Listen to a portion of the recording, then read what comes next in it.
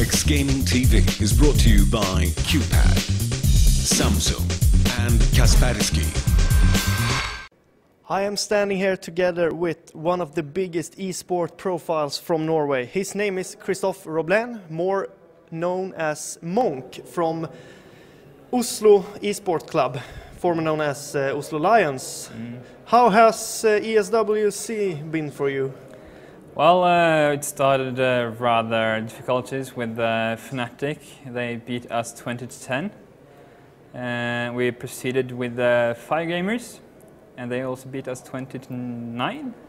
So it wasn't very good for us with ESWC, with the Counter-Strike team, but they did better than expected, I'd say. It was 2 very hard teams to beat. Fnatic has been a world champion for a very long time, and the 5 games are Brazilian guys that are just coming back, and they are among the only ones that have beaten Fnatic before.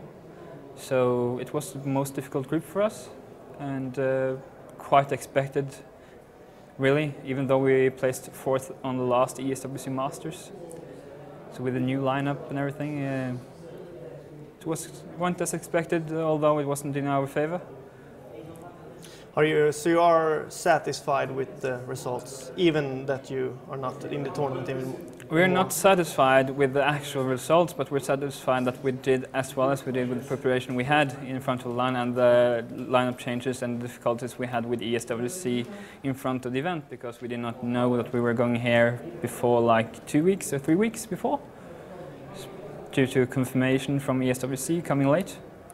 What is your thoughts about ESWC?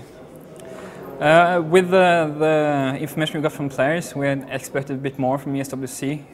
The transportation and the food in preparation for the first day was under expectations. We had croissants and a cup of orange juice. It's not the best start of the morning. Even we should have had a better breakfast at our own hotel instead of being transported here for a rather sloppy breakfast. The players were hungry during the first matches, which impacted the performance somewhat, but it's not the only reason that they lost with Fnatic and 5 gamers. But we expect more from ESWC when we know how much money they get, and the profiling of ESWC, they're going to compete with World Cyber Games. They need to step it up next year. Okay, if we leave the ESWC for a bit and talk about the Oslo Lions, you have recently changed your lineup. Are you satisfied with that? We're very satisfied right now. We had players in our lineup that were not satisfactory for the everyday usage. Some were doing a lot of work and had relationships that were inhibiting them from playing the time moment needed to get better. So now we have 5 EU guys that are really on. They are boot camping, they're able to boot camp more often. So we should see some better results in the future. How many people is involved in Lions Esport Club? Directly now it's about 35 to 40 people that are involved, and it's growing every week, every month. We're taking in new players from both Norway and the Nordic countries. Most recently we took up Xbox 360 with Call of Duty Modern Warfare, who is also playing Modern Warfare 2. Which is the Swedish reigning champions. So we are actually, for the first time, gone out of the borders of Norway to expand, because we felt that they were the proper people for Lions.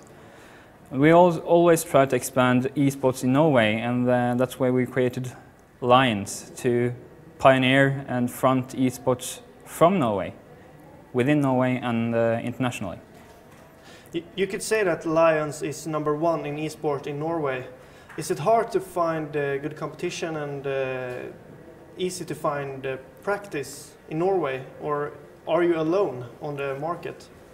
We're not completely alone. We have some players that are grouping together to create quite good opponents for CS. In the other games, they are quite difficult to get practice partners from within the borders, but we have good partners abroad that will make it easier for our players to step it up and gain more experience through online and offline play when we are at events. For all Counter-Strike, Counter-Strike Source, Quake Live, Trackmania, Xbox, we had Call of Duty, as I said, so they all practice against international opponents when there are not enough skill within national borders outside Lions to practice with. Are you satisfied with what Lions is today? We're not done yet, so we're not satisfied before we reach all the goals. We don't have the financial economy that we really want to have to be able to travel to all the LANA events that we want to travel to. And we also want to step it up when it comes to the organization-wise, recruiting members, giving more services to members, giving them the possibility to actually gain experience by playing our guys that has spent money on getting their experience to be able to lift esports in Norway. You've been involved in esports for a long time, and you are the CEO of Lions Esports Club. What is your tips and tricks to the upcoming people that are going to do the same work as you have done? Well, first of all, it's not a CEO, that's a company. We're an ideal organization, so my title is the chairman of the board. First tip is to not commercialize it at once. Esports right now is not sufficient to support commercial activity in the small starting up procedures. You'll need a very big backing from a company in order to do that. You should strive on, have the passion for gaming, get some guys that you really trust and have the passion for the game. Start in small and expand as you feel it's natural for you to do it. That's the best tip I can give you. Okay, and the final question. Could you say something really good in French? Ça dépend que tu veux. Qu'est-ce que tu veux? Je parle avec le français. C'est un peu difficile pour moi, mais je vais essayer. X Gaming TV is brought to you by QPAD, Samsung and Kaspersky.